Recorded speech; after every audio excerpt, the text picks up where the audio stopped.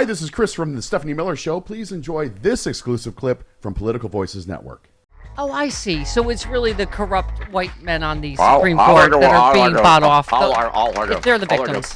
Pardon? I think it's terrible that somebody would sneak into Harlan Crowell's bedroom and lay a copy of Mein Kampf there and try to do in a vain effort to tarnish Clarence Thomas. Are you choking on lettuce? I'm sorry. You okay? Yes, I'm fine. There was a piece of carrot in there. Somebody tried to slip a whole salad in. It's just wrong.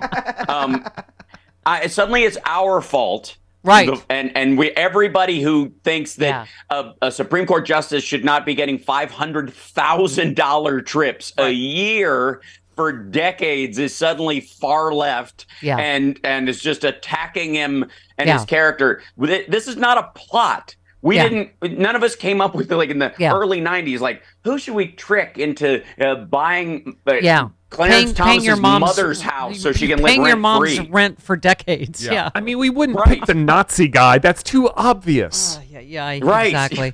Exactly. Also, does Mitch McConnell know something that we don't know? Because he said there, who's next? Is this going to be like the Brett Kavanaugh debt got paid off thing? Yeah, right. There we go. Yeah, yes. Exactly. That's exactly it. You're absolutely right.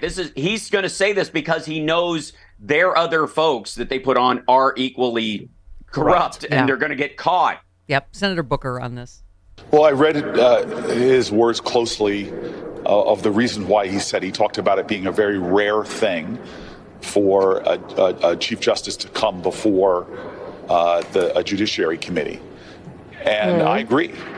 It's a very rare thing when the United States of America, when our citizens, we are a body politic, see judges acting in ways that are so extreme and so out of line with what we would think would be basic ideas of ethics. We have a court now in crisis. And this is, again, not a partisan issue. We see the Supreme Court at its lowest ever polling in terms of people viewing it with legitimacy. Yeah, because they all, from Trump to members of the GOP, all the way up to the Supreme Court, they think they're above the law. They think the rules just don't apply to them. We were talking about the judge telling Trump to shut the up. In the Jean Carroll trial, they don't think they have to abide by any of the normal rules.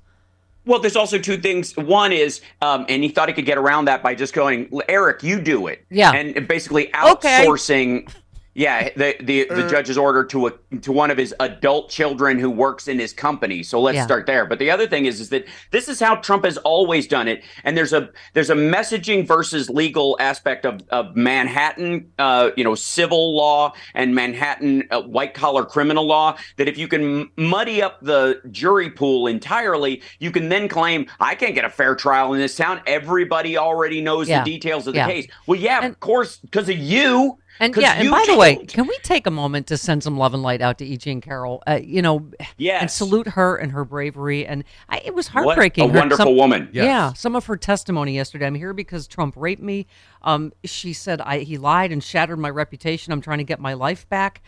She talked about not being able to have romantic relationships after Trump raped her. I mean, on behalf of all the women that have never gotten a chance, right? I just salute her. And also, I have to say how this is why this hardly ever goes to trial. I have a friend that actually said, well, why'd she go in the dressing room with him? And I'm like, she didn't. He pulled her in there. Right. Like, if you know the whole story. But this is why Trump tried to throw out there yesterday, why did she produce the dress? Because he counts on the people don't know that she did produce the dress. It's him that didn't produce the DNA. And so, any innocent guy would have, that would totally exonerate him if he had produced the DNA, right? But I think it's, totally. The thing is he's so slapdash. At some point, is somebody just going to go up and do the old, we picked up the cup after he put it down and just type his DNA, and then that's going to set off a cascade of other stuff of, women reporting stuff in New York back in the day and then going back on it, but the evidence is still in a locker somewhere. Yeah. Because he sweats out one of the most angry things that he gets so mad about some of these things that his followers don't seem to get that upset about. And it's because he knows he did other stuff that either the DA doesn't know about yet, and they're going to find out if they keep looking, which is his big fear, or he knows that's next, and he's sweating that day. Yeah. Oh, I've always said that. Can you imagine what we don't know? I mean, so when Carroll said she first met Trump who of course has said he doesn't know her and has never met her, Right. despite all the photographic evidence, but it met him Right. in 1987 at a Saturday Night Live party where she was a writer at the time. She believes that's where the picture was taken with, remember, him and Ivana and her. Yeah, the next time she ran into him in Bergdorf Goodman, he said, "You're that advice lady." I said, "Oh, you're that real estate tycoon." She said Trump, who at that time was married to Marla Maples, told her he was there to buy a present for someone, asked if she'd help him. They first went to handbags and then hats before Trump suggested they go to the lingerie section. The other thing I was saying to my friend, Hal, she's a writer. She was thinking like, oh, this is going to be a fun story. You're not thinking someone as famous as Donald Trump is going to rape you in a department store, right? I mean, you're thinking, oh, this is going to be a funny story to write about. So she said he was very talkative on the escalator. Said he was thinking of buying Bergdorf. I was thinking I have a great story. I was delighted to go to lingerie with him. She then said they looked at lingerie together, and he was joshing and pleasant and very funny. Carroll said they each suggested the other try on lingerie, adding she thought that was funny.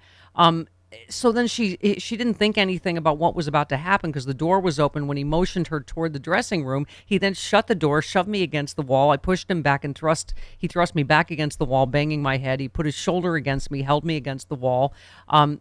Trump penetrated her, she said.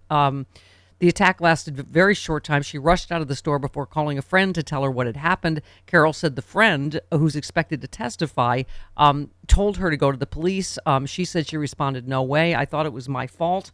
This is, I mean, how many times has this story been repeated, Hal? Where, of course, it's like my friend saying, "Oh, why'd she go in there with him?" And the friend said, "Well, I'm not saying she deserved to be raped, but the fact is, this is what guys count on." Right, that they just like, oh, you know. Well, most sexual assaults happen between people who know each other. Most of the men who take advantage of this are repeat offenders.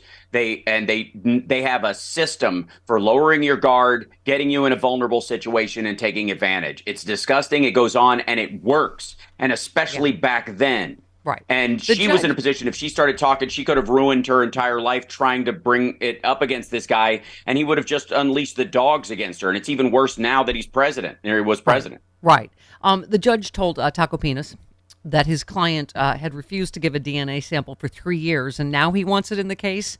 I mean, it's despicable. Mm-hmm. He's just despicable. I just can't say enough about how despicable and what a liar he is. Gross. Yeah. He partied with Jeffrey Epstein for years. Yep. The only reason he kicked him out of Mar-a-Lago, because he talks about how they had a falling out because he hit on, Epstein hit on the underage daughter of one of the big, mucky mucks who visits Mar-a-Lago, is because it was a big mucky muck that visits Mar-a-Lago. Yeah. You don't do that to the daughters of here. You do it to the high school girls in the neighborhood. That was the rule. The girl that was 14 that claimed Trump raped her, then was terrified and backed down. And Ivana said that he raped her. And then, during the settlement, took it back. But I mean, it's just, he has such a lifetime of karma coming to him, Hal, and I truly believe he's going to get it. You can't get away from it. And, but for the legal system, you've got to myth before you destroy the man. And I think the DOJ is doing a masterful job. Yep. Anita in San Antonio, you're on with Hal. Hey, Anita. Good morning. I just want to remind everybody, when I heard Ronnie Jackson, talking about how Trump wouldn't need notes and he was kind of trashing Biden. Right. Does anybody remember when Trump met with the Parkland kids and he had those notes and one of them said, you could see it. They took a picture of it. It said, "I hear you." He had to he had to have notes to talk to to mimic people. Human emotion. Right. Yeah, Right. exactly. Yeah. Yeah. Organization of the meeting and who they're going to call on first, or what the topics they want to cover. Everything you do as a CEO. Meanwhile, Trump is like, remind me to be a person. Yeah. He needs notes to remind him to be human. Yeah. Yep. Yeah. Exactly. I just feel like spotted. I feel like between Tucker and Pence has to testify. It's just I'm feeling happy clappy this week, Hal. Yeah. Fox News indicated it would turn over materials about Fox Corp chairman Rupert Murdoch and other company executives to Smartmatic. I think Smartmatic is going to be even worse than Dominion. Yeah. So they held a hearing on Wednesday after Smartmatic raised concerns about whether Fox was complying with its pretrial obligations to turn over relevant evidence. Because they obviously didn't turn over the Abby, it's Grossberg, right? I kept saying it wrong yesterday. Yes, Abby Grossberg. Other phone, So I just feel like this is only going to get worse and worse for Fox. Oh, she's got 90 recordings from her time there. 90. They had maybe 5 of them, or maybe less than 10 during the Dominion trial that were brought up and used. Smartmatic is going to have access to all of it. She's been subpoenaed. They want all of them because of the redaction tap dance that happened during the Dominion case. Smartmatic isn't interested because they were screwed out of ever having a nationwide contract from the very beginning. Dominion could sort of recover because they were a bigger company, they got more pushback. Smartmatic was effectively killed in the crib as a company because of the actions of Mike Pillow and because of Fox News. And so they have a bigger, they can literally look ahead to all the money they could have made as a competitor of Dominion and ES&S and gone, we were destroyed from the start because of these idiots. I was just thinking of your brilliant, sexy liberal Mike Pillow skits for sexy liberal. So how much do you love that? Speaking of losing in court, just prove me wrong on election fraud. Someone's like, okay, now he has to pay $5 million. Yeah. Yeah. I by the way, for the record, I did it too live on my show. I broke down all that stuff and absolutely proved it. But I'm not considered a computer expert by Mike Pillow's people, so I was disqualified early. But this guy effectively works in IT, works as a computer programmer, and therefore because he has the right diploma, he sued right away with the same information that I said, by the way, and won $5 million, and Mike refused to pay it. I know. Because he's a fake Christian. Yep. He's full of crap. Yep. That's why. The other one we were talking about is Disney suing Ron DeSantis immediately after the board appointed by the Republican governor voted to nullify 2 agreements that gave Disney control over its massive complex. Disney sued, asking the court to overturn state efforts to exert control over the company's Walt Disney World theme parks in Orlando. Reuters noted that's a different story. We were saying unintended consequences of this one. Chris was talking about he could inadvertently blow up Citizens United. Right. I mean, they're just if DeSantis dumb. wins, then Citizens United is overturned. Right. Right. In the Supreme Court. Exactly. Yes. It's hilarious. Yeah. And what was all this stuff for years about big government telling businesses and individuals what to do? This is the poll I was going to read. Reuters noted a recent poll found a vast majority of Americans will be less inclined to support a candidate who punished a company for a political stance. 73%, including 82% of Democrats, 63% of Republicans said they're less likely to support a candidate who backs laws designed to punish a company for its political or cultural stances. Right. I mean, and they've learned nothing. I mean, Twitter, Disney, the whole thing. Like, look, the weird part of it is that Democrats in particular have found themselves on the side of free speech in its true form, which is if somebody sets up a private endeavor like Twitter or Disneyland, they can set the rules for what goes on in there. And if you don't want to participate, don't get an account on that social media site or leave if it gets too draconian. I love they're using Tucker Carlson's firing as saying it's a violation of the First Amendment and they're canceling free speech. I'm like, no, you're free to call your boss the C word. And then you're also free to get fired. Right. It's like FAFO rules everywhere they turn, and yet they're snowflaking harder than anybody during this whole thing. Yep. So I think it's glorious to watch. The hypocrisy is sort of hilarious. There's a ton of irony in this, but they seem blind to it, especially the super free speech advocate folks. Yeah. You know what I mean? Like it's like, and follow any of the accounts online that show on Twitter that show like the people getting busted for child porn and child exploitation, and how they're all like Republican youth pastors who all seem to have worked at some point on a Trump campaign in some state somewhere. None of them are drag queens. Like it's this, the irony of it is palpable, but they're not letting go. And Marjorie Taylor Greene is grabbing up more land in the Republican space because I love that she's the only one willing to be this dumb this often. Whether it's Trump or Tucker Carlson, I love that they try to go, if it could happen to them, it could happen to you. It's like, well, yeah, if you call your boss the C word and cost your company $2 million, it could always happen to us. What are you talking about? Happen to you. That's what happened to normal people. We always get fired if we do that kind of stuff. That's the point. Republicans say they won't cut Social Security, Medicare, or Medicaid. But can honest, hard-working middle-class Americans really believe what these politicians say? Republicans said they wouldn't overturn Roe v. Wade. Here's what Supreme Court Justices Gorsuch, Kavanaugh, and Coney Barrett said during their Senate confirmation hearings.